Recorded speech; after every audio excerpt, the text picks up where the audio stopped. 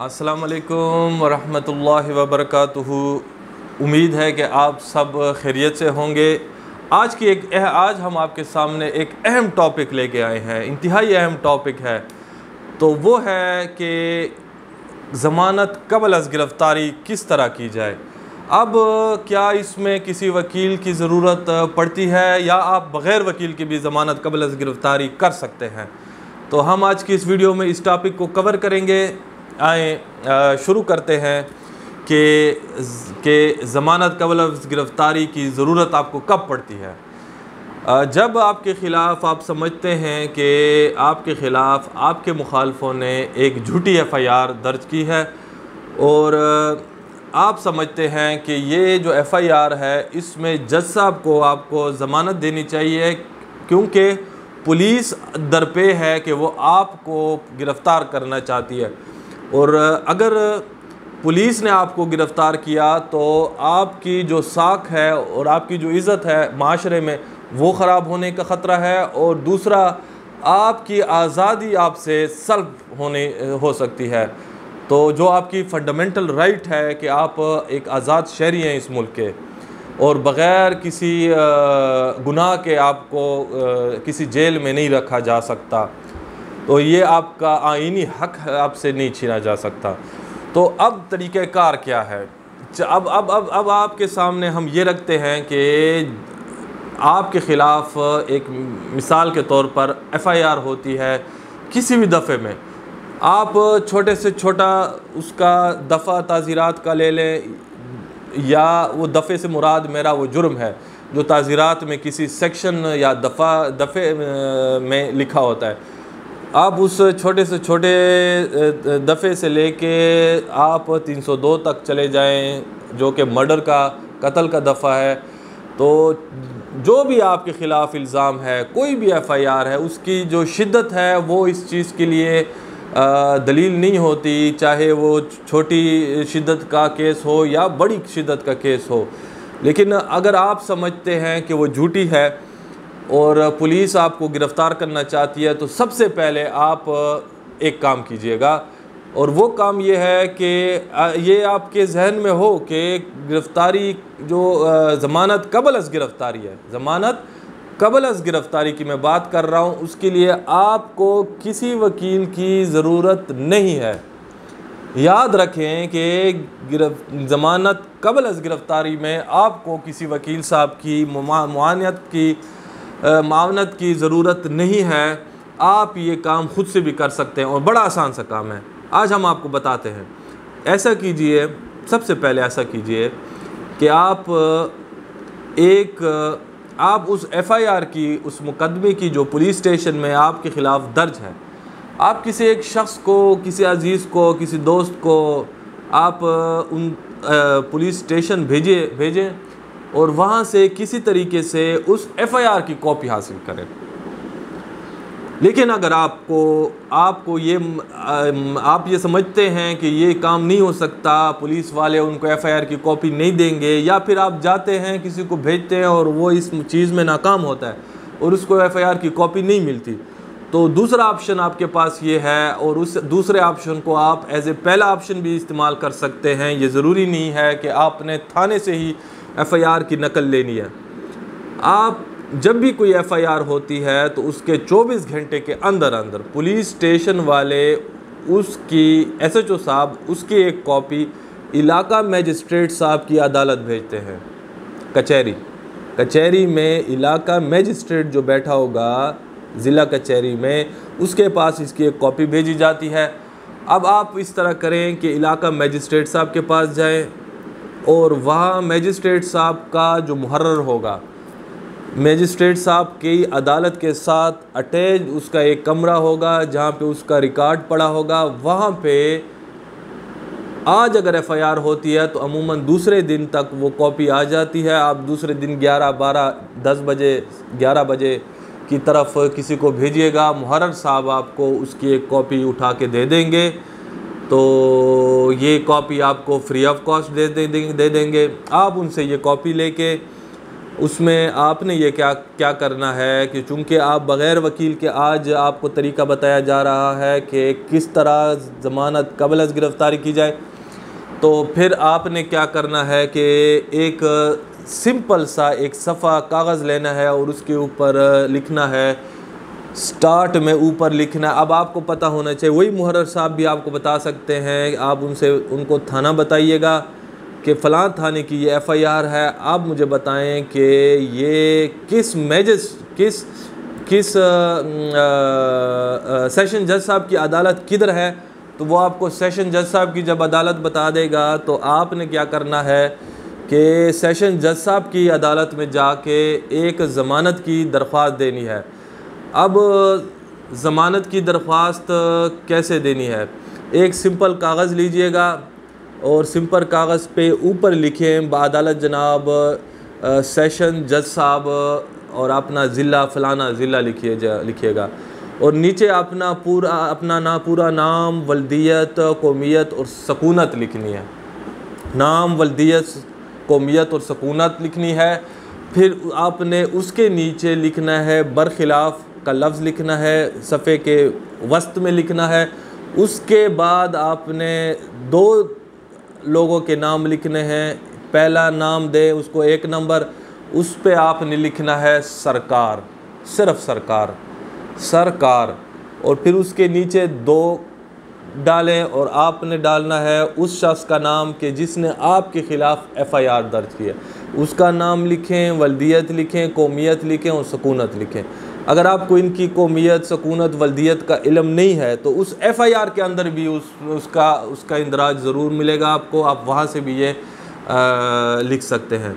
उसके नीचे फिर आपने लिखना है कि दरख्वास्त बमुराद ज़मानत क़ब्ल अज़ गिरफ़्तारी, ये आपका उन्वान होगा। इसके नीचे अंडरलाइन लगाएं, दरख्वास्त बमुराद ज़मानत क़ब्ल अज़ गिरफ़्तारी, अंडरलाइन करें। नीचे आपने 3-4 पॉइंट्स अपने लिखने हैं। उसमें ये लिखना है कि एक तो मैं पहला पॉइंट में आप लिख लें कि मैं एक कानून का पाबंद शहरी हैं, जो मैं ये समझता हूँ कि आप यकीनन होंगे, और मेरे ख़िलाफ़ एक झूठी FIR दर्ज की गई है जिसकी नकल आज मैं लफ़ कर रहा हूँ। दूसरी पैरा में आप लिख लें कि ये जो दरख्वास्त है, जो भी आपका मौक़िफ़ है उस FIR के हवाले से आपका मौक़िफ़ मुख्तलिफ हो सकता है। मैं अमूमन जो यहाँ पे माशरे में हमारी प्रैक्टिस है और हमने देखा है, अमूमन सियासी मुखालिफिन एक दूसरे के ऊपर, आपका किसी पार्टी के साथ हम आहंगी है, आप उस पार्टी में हैं मिसाल के तौर पर किसी भी पार्टी में, तो वो जो मुखालिफ आपका है वो किसी और पार्टी में है और वो पार्टी के लीडर ने उसको कहा हुआ है कि यार ये तो वो उस पार्टी जो हमारे ख़िलाफ़ है उनके साथ इसके बड़े अच्छे ताल्लुक़ हैं, आप उसके ख़िलाफ़ FIR करें और फिर इनको ज़रा तंग करेंगे इनके वोटर्स और सपोर्टर्स को।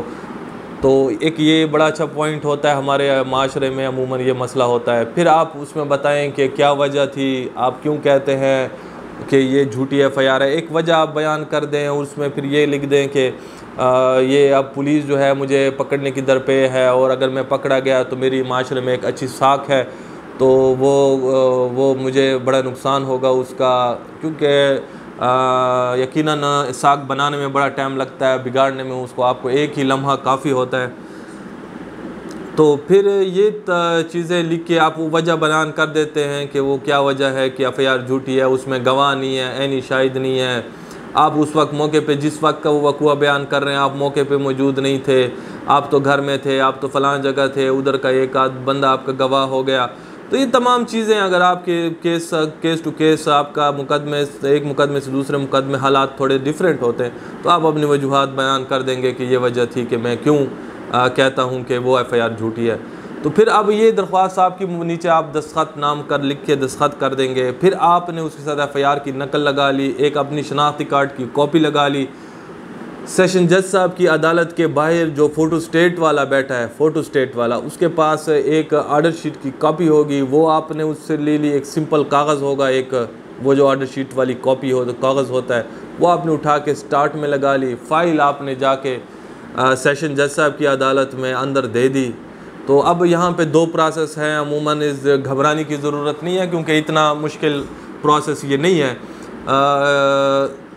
एक प्रोसेस ये है कि अमूमन अक्सर अज़ला में ये जो थाने हैं ये आप मुख्तलिफ़ अदालतों में डिवाइड हो चुके हैं। मिसाल के तौर पर एडिशनल सेशन जज साहब 1 की अदालत में फ़लाँ थाना उसको तफवीज़ होता है कि उस हवाले से उस थाने में जो FIR होगी उसकी ज़मानत क़ब्ल अज़ गिरफ़्तारी आप उसी अदालत के सामने कर सकते हैं। तो एडिशनल सेशन जज साहब 2 के को एक और थाना हो तफवीज़ होगा, इस तरह एडिशनल सेशन 3 साहब को एक और थाना तफवीज़ होगा। तो आप यानी उस थाने वाले के जज साहब के सामने पेश हो के ना तो उनको ये दरख्वास्त दे सकते हैं। तो इस चीज़ का मालूमात आपको बड़े सेशन जज साहब की अदालत जो सबसे बड़ा जिसको हम बड़े सेशन जज साहब कहते हैं अमूमन हरफ आम में, तो वो आप उसके पास जाके उनकी अदालत से भी मालूम कर सकते हैं।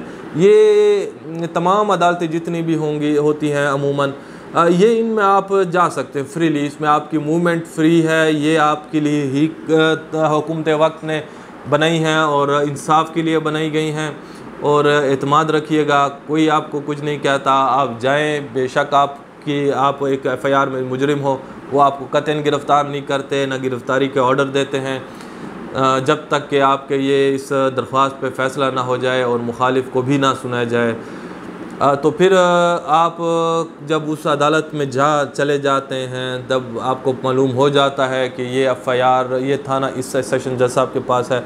तो फिर वो सेशन जज साहब आपको FIR की कॉपी जो है उसको पढ़ के तो आपको कहता है भाई आप इस तरह करें कि 80,000 के 2 नफरी या 1 लाख के 2 नफरी आप ज़मानत दे दें, जो भी उस जज साहब का है, 1 लाख के, 1.5 लाख के, 2 लाख के, अमूमन 80,000 70,000 में ही 1 लाख तक काम हो जाता है, चाहे 302 का दफ़ाई क्यों ना हो, चाहे छोटे से छोटा दफ़ाई क्यों ना हो। तो फिर उसके बाद आप जाते हैं और अराइज़ नवीज़ के पास, और अराइज़ नवीज़ जो है आपको ज़मानतनामे लिख के देता है। तो ये ज़मानतनामे लिख के ये जो आपने ज़मानत की दरख्वास्त ख़ुद से लिखी है ये भी आप किसी अराइज़ नवीज़ से लिखवा सकते हैं, और उस सूरत हाल में आप इस तकलीफ़ से भी बच सकते हैं कि वो जो आपने ख़ुद लिखना था वो भी आपको अराइज़ नवीज़ ने लिखवा दिया। तो मशवरा मेरा यही है कि अराइज़ नवीज़ आपसे 200-300-400 ले लेता है, वो आपको एक अच्छी दरख्वास्त लिख के दे देता है, और बाकायदा आपको पूरी फ़ाइल भी वो बना देता है। अगर 400-500 रुपये आपको मुकम्मल देते हैं ना उसमें आपकी फ़ाइल भी होती है, ऑर्डर शीट भी होता है, शनाख्ती कार्ड, उसको तरतीब दे के FIR की कॉपी लगा के दरख्वास्त लिख के आपसे दस्तखत लेके तो वो आपको सारा चीज़ करा देता है। तो आप सिंपली फ़ाइल उठा के किसी वकील को आप 50-60 हज़ार, 1 लाख, 2 लाख, 20,000, 30,000 देने के बजाय ये काम आप 500 रुपये में कर सकते हैं। तो वो फ़ाइल आपने लेके चले गए और सेशन जज साहब के सामने आपने दरख्वास्त दे दी, उन्होंने आपको ऑर्डर कर दिया 80,000, 1 लाख, 2 नफरी ज़मानत का। तो अब आप जाते हैं उसी अर्ज़ नवीस के पास दोबारा।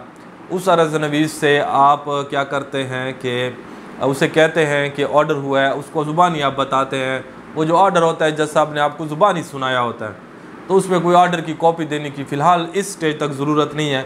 जब आप अर्ज़ नवीस के पास जाते हैं वो आपको ज़मानतनामे लिख के देता है, तो वो ज़मानतनामे जो हैं वो आप फिर अपने जो ज़ामिन होंगे, 2 आपको ज़ामिन लगेंगे और 1 आपको तस्दीक वाला लगेगा।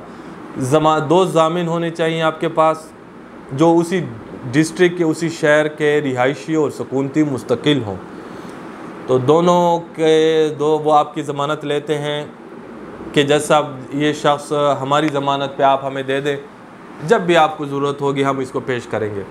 और तीसरा शख्स जो तस्दीक वाला होता है वो ये इस चीज़ की तस्दीक करता है कि ये जो 2 ज़ामिन हैं ये मैं इन दोनों को जानता हूँ कि ये इसी शहर के बाशिंदे हैं और अच्छे लोग हैं।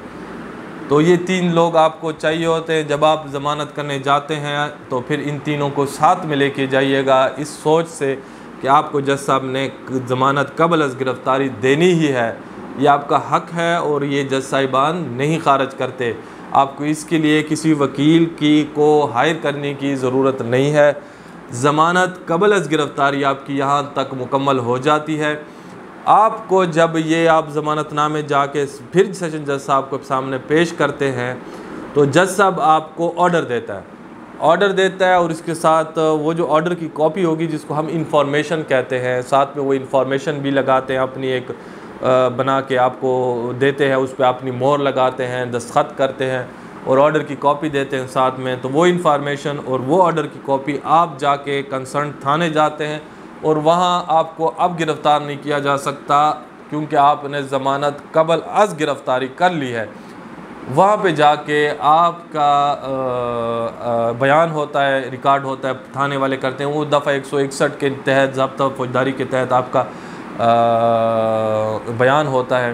बहरहाल फिर उसके बाद मुखालिफ को भी फिर अगली पेशी आपको दी जाती है, अगली पेशी पे मुखालिफ भी आता है, थाने से रिकॉर्ड भी मंगवाया जाता है उस मुकदमे का, उस FIR का पूरा जो भी तफ्तीश हुई पड़ी है, जज साहब उस तमाम रिकॉर्ड को मंगवाते हैं, मुखालिफ को बुलाते हैं, मुखालिफ। अब यहाँ तक तो प्रोसेस हो गया। अगर बिलफर्ज आप लेकिन शायद कि अब इस प्रोसेस के बाद आपको वकील की ज़रूरत हो, क्योंकि अब बहस है। अगर आप समझते हैं कि आप पढ़े लिखे हैं, आपको तमाम हक़ाइक़ का पता है, तो वकील की ज़रूरत नहीं है। आप ख़ुद से भी आर्गू कर सकते हैं, उसमें जो भी आपका नक्शा होगा, जो भी आपकी FIR है, जज साहब को ख़ुद पढ़ के सुना सकते हैं, अपनी बेगुनाही उनके सामने रख सकते हैं। लेकिन अगर आप समझते हैं कि आप एक सादा से अनपढ़ हैं, आप इतने पढ़े लिखे नहीं हैं, आप इन चीज़ों को पढ़ के सही नहीं सुना सकेंगे, तो एक वकील पकड़ के, एक वकील को हायर करके आप अपनी और मुखालिफ की आर्गूमेंट जज साहब को सुना सकते हैं। और जिस पे आपकी अगर ज़मानत कन्फर्म होती है, पहले दिन आपने जो प्रोसेस खुद से किया उसमें आपको अबूरी ज़मानत मिली, और वो आज फिर जब फ़ाइनल बहस होगी तो उस दिन आपने के जज साहब ने इसको कंफर्म करना है या ख़ारिज करना है। अगर उस जज साहब को लगता है कि आपका ज़मानत नहीं बनती तो ख़ारिज कर देंगे, अगर बनती है तो जज साहब आपको ज़मानत दे देंगे। और जब ख़ारिज करेंगे, याद रखें कि जब आपकी ज़मानत को ख़ारिज करेंगे उसके बाद का प्रोसेस क्या है, वो भी एक बड़ा मतलब है कि एक प्रोसेस है जिसके बारे में आपकी आगाही बड़ी ज़रूरी है। क्योंकि जब एक दफ़ा आपके ऊपर FIR हो गई तो आपको ये तमाम प्रोसेस का पता होना चाहिए। कल को कोई आपको ब्लैकमेल ना करें, आपसे ज़्यादा पैसे ना बटोर सकें, आपको तमाम चीज़ों का पता होना चाहिए। हाँ, ये वीडियो में नहीं, लेकिन हम आइंदा किसी एक वीडियो में आपको ज़रूर बताएँगे कि जब आपकी ज़मानत क़ब्ल अज़ गिरफ़्तारी ख़ारिज होगी, अबूरी के बाद जब कन्फर्म का दिन होगा, उस दिन कन्फर्म नहीं होती और ख़ारिज होगी, तो उसके बाद का क्या प्रोसेस है ये अब हम आपको नेक्स्ट किसी वीडियो में बताएंगे। तो आज की वीडियो यहाँ तक, आज के लिए इजाज़त चाहते हैं। अल्लाह हाफ़िज़। पाकिस्तान ज़िंदाबाद।